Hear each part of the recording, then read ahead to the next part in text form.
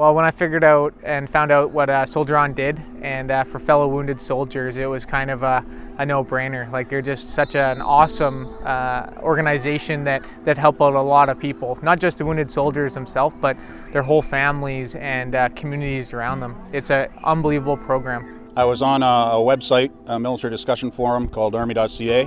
I had a blog on there discussing Soldier On, so I became interested through that while I was still convalescing in the hospital, going through rehab.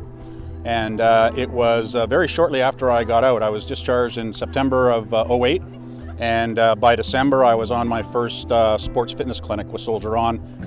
I met the staff at Soldier On some 6 months after my accident, and shortly after I bought a hand bike, which was the beginning of the end to my isolation.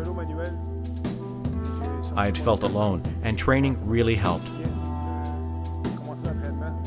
I started with Soldier On as soon as I got back to Valcartier for treatment. I was looking for a way to exercise outside of the gym and in the market for a bike. I was introduced to Soldier On, Sans Limite, who could help me acquire a reclining bike and adapt it to my needs. Funding provided by Soldier On made that purchase possible. When I was wounded in Afghanistan, I had a hard time with my mobility. Hard time walking around and just with range of motion. Since I've been in contact with Soldier On, I've ran multiple half marathons, coming third place in one and top 30 in another. I mean, I never thought I'd ski again, and within 4 months of being discharged from the hospital, there I was going down the slopes of Mount Washington on a sit ski.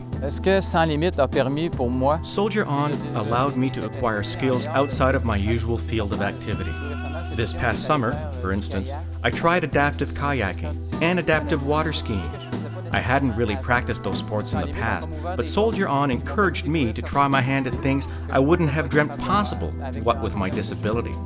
You can try your luck with racing wheelchairs or hand cycles, which, you have to admit, are out of the ordinary. Soldier On can also introduce you to Paralympic sports. These were all new ways for me to lead an active life. It's not just being introduced to adaptive sports that I might not have had the wherewithal to get personally involved in as a solo person approaching an established team, but it's really the networking and the feeling that all of a sudden you're not alone, because the rehab journey through the hospital can be a pretty lonely solo experience. You're exposed to a bunch of new things you didn't know you could do. You meet a lot of people who got similar type of injuries who may be able to help you maybe further along down the road a little bit more than you. I no longer felt alone. I also had the opportunity to meet other fellow wounded soldiers like me. My first Soldier On experience in Kingston, Ontario opened my eyes. I was having the ability to relate with people who had amputations, been living with them for 15, 20 years, and knew all kinds of tricks and tips, and it was just fantastic. They helped me with the stages of grief. I mourned the person that I was and moved on to who I am now. I'd shut down, but Soldier On helped me to become active and fit. Not fit like I used to be, but fit in a different way. I felt alive again and went looking for a challenge, another kind of challenge. This weekend, or this week, is all about what I've achieved since I started rehab over 1.5 years ago. We'll take stock of progress made to date. Perhaps there'll be other tools that will allow me to do even more while in rehab. If there's one piece of my rehab, I think, that's made a fundamental difference to my post-injury life, in terms of building my self-confidence, in terms of networking with other injured and wounded soldiers, it's been Soldier On, hands down. It's just been an awesome